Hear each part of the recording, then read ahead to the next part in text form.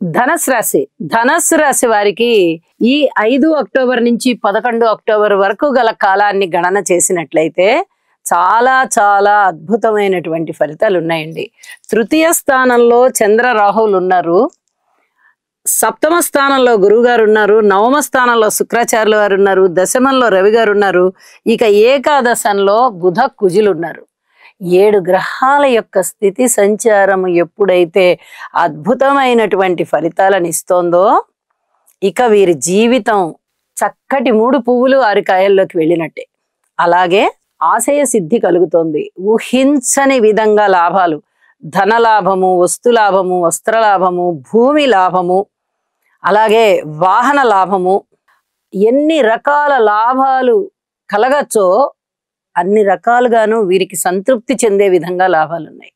ఇక ఉద్యోగ జీవితంలో చాలా చాలా అద్భుతమైనటువంటి మార్పులు వస్తాయి.